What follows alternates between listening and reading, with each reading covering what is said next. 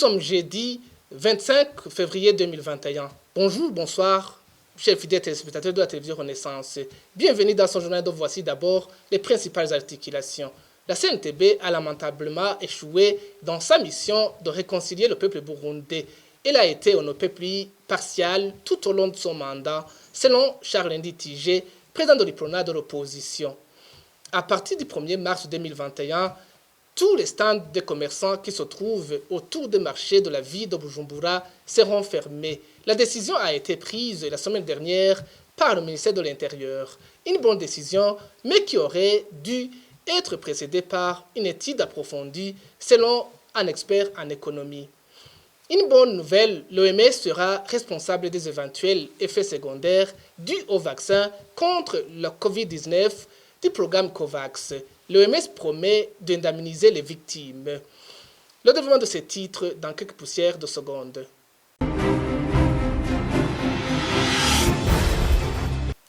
Encore une fois, bienvenue. La Commission nationale Terres et autres biens devrait mettre en avant l'équité dans l'arrangement des litiges entre les rapatriés et les résidents dans tout ce que cette commission a fait. Ce sont les propos de Charles-Ndy Tigé, président de l'IPRONA de l'opposition. Pour lui, ce traitement est inéquitable, n'a pas facilité la réconciliation alors que ça faisait partie de la mission de la CNTB. Il le dit après que cette commission s'est décidée de ne plus recevoir de nouvelles allégations après le 13 mars 2021. Suivez Charles-Ndy Tigé.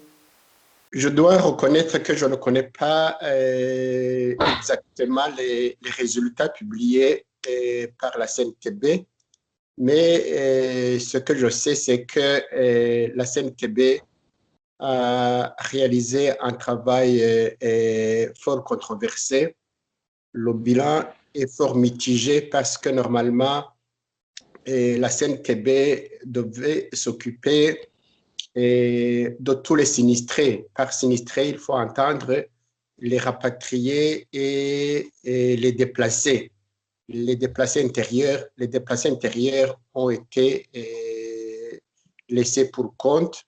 Ensuite, la CNTB devait mettre en avant l'équité dans l'arrangement des litiges entre les rapatriés et les résidents, mais nous avons constaté que souvent les résidents étaient malmenés et chassés des terres et autres biens sans tenir compte de la manière dont ils ont obtenu ces terres ou ces autres biens. Donc, quelque part, il y avait deux mesures par rapport au traitement entre les rapatriés et les résidents, mais également entre les déplacés intérieurs et les rapatriés.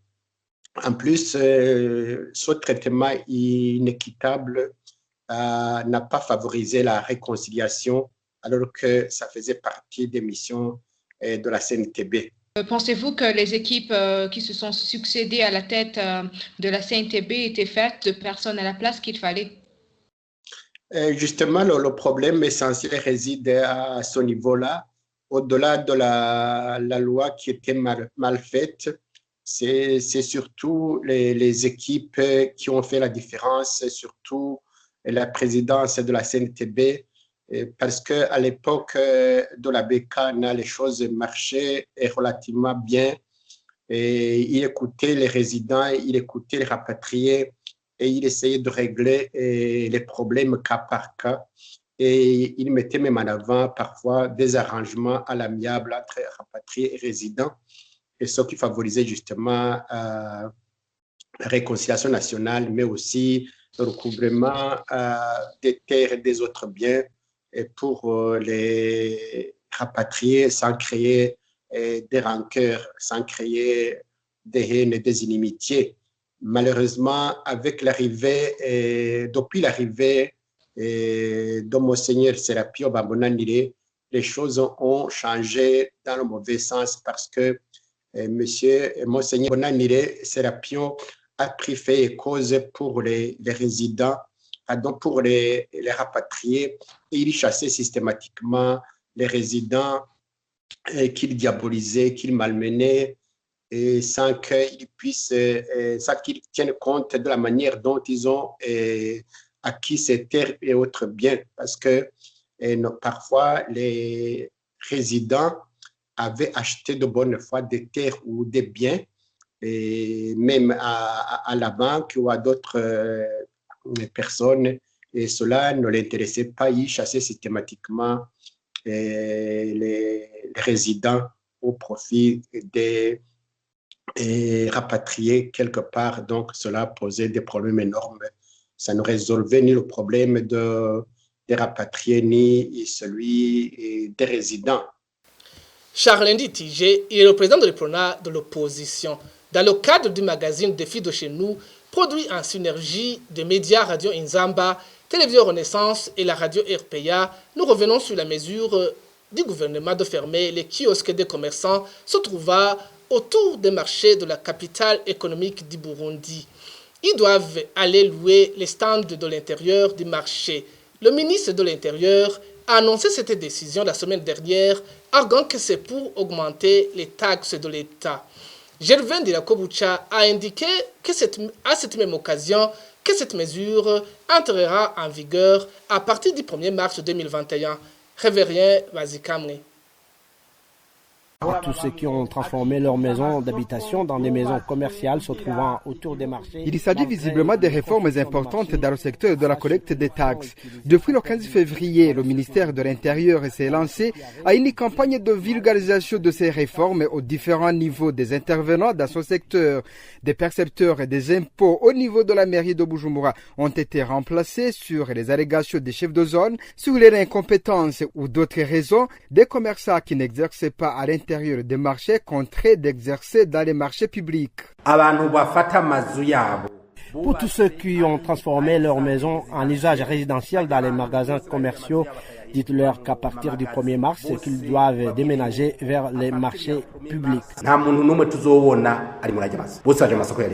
Cette annonce n'a pas été perçue de la même manière. Inopinio avait compris qu'il s'agit d'une chasse à tous ceux qui ont ouvert des boutiques dans les quartiers. Quelques jours après, le ministre Ndirakobucha a clarifié son annonce. La mesure concerne ceux qui exercent autour des marchés et qui ne paient pas des taxes à la satisfaction de l'État. Tous ceux qui ont transformé leurs maisons d'habitation dans des maisons commerciales se trouvant autour des marchés, malgré les constructions de marchés, qu'ils sachent que le fonds utilisés sont perdus. Voilà ce que j'ai voulu dire. Il y en a ceux qui avaient compris mal qu'il s'agit d'une chasse aux propriétaires des boutiques dans les quartiers. Des actions ont précédé ces réformes. Selon des sources dignes de foi, la mairie de Bujumbura avait organisé des descentes sur terrain dans les différents marchés de Bujumbura et aurait constaté des vols dans la collecte des taxes. Il y aurait eu une campagne que le maire a nommée la semaine témoin qui consistait à déployer d'autres agents dans la collecte de ces taxes. Ceux-ci auraient confirmé ces vols qui venaient de passer des années, d'où une alerte aux autorités du ministère de l'Intérieur qui viennent de mettre en place ce plan de réforme.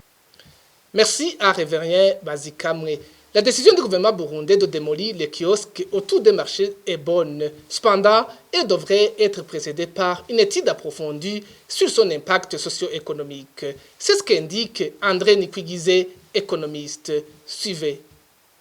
La décision du ministre de l'Intérieur est très louable et à soutenir. Non seulement cela permettrait d'augmenter les taxes, mais cela permettrait aussi d'embellir la ville. Il y a un mais. Une telle décision doit résulter d'une étude approfondie qui en déterminerait les avantages et les inconvénients pour l'État. Il est très dommage que, très souvent, les hauts responsables de notre pays font semblant d'ignorer les raisons de création de ces petites boutiques et kiosques dans les environs des marchés. C'est la pauvreté qui fait qu'une personne ou une famille décide de développer une petite activité qui lui permettrait de gagner sa vie. C'est le chômage qui fait que, au lieu de voler, quelqu'un préfère faire une petite activité de commerce qui lui permettrait de subvenir à ses besoins. C'est le faible niveau des salaires des fonctionnaires insuffisants à nouer les deux bouts du mois. C'est le chômage des jeunes. Ce sont les veuves qui sont devenues chefs de famille et qui élèvent des enfants seuls et qui, au lieu d'aller dans les rues pour mendier, préfèrent s'adonner à de petites activités de commerce